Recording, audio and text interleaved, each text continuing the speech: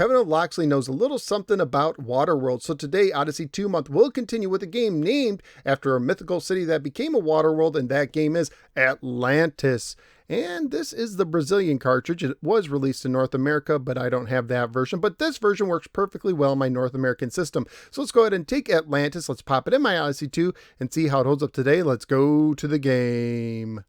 Atlantis was published by Imagic and carries a copyright year of 1983. It is one of only 2 third-party games published for the Odyssey 2 in North America, with the other being Imagic's Demon Attack, which I just reviewed in the last episode. I'll try to remember to put a link to that review in the description below.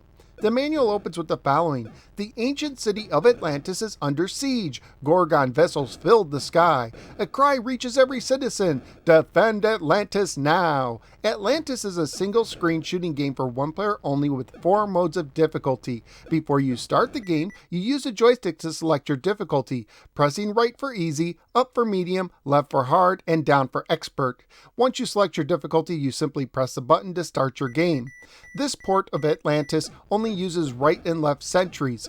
To select one, you simply press right or left on the joystick and press the button to fire. You can have up to 2 shots on screen at a time. Once you select a sentry, pressing the button will continue to fire from that gun until you use the joystick to select the other side. You can also use a Blitz bomb, which will destroy any Gorgon ships on screen once per wave by pressing up on the joystick. You do not get any points for destroying these ships, however it might help you protect your city when things get crazy. A series of beeps will let you know when a wave is over and a new, more difficult wave will be starting.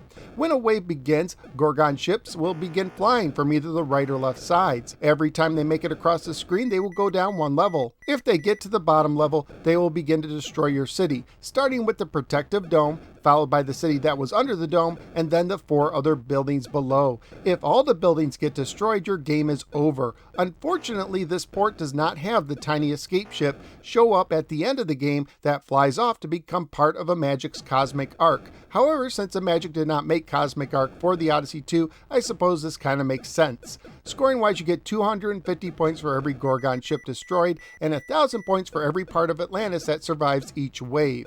You can earn a destroyed dome city back every 10,000 points up to 100,000 points, and then every 100,000 points up to 1,000,000 points.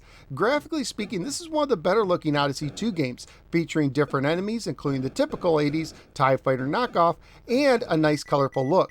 The sounds are limited but good. Family friendly wise, the game would most likely get an E for everyone rating if released today. Currently at pricecharting.com, the game has a value of $48 loose, $155 complete, and $216 new.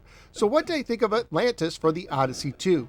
Color me surprised. I'm not the biggest fan of Atlantis, and typically when a game gets simplified and the play area gets shrunk, it loses something for me, but somehow in this case it actually works. Only having 2 guns and the slightly zoomed in playfield actually gives the game a more arcadey feel, and the action moves at a very nice pace.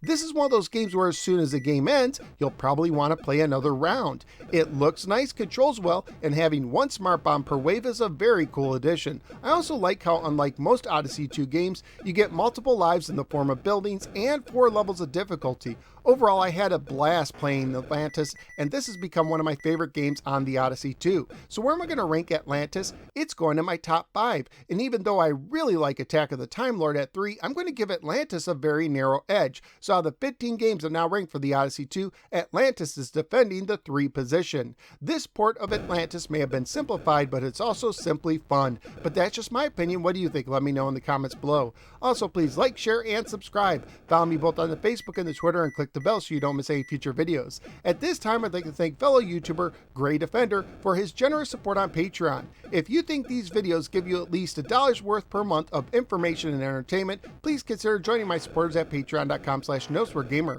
Not only will you help keep this show going, but you'll also get access to some exclusive content. Thank you for giving me a little part of your day, and I look forward to see you next time on the next episode of the No Swear Gamer. Take care and defend your city.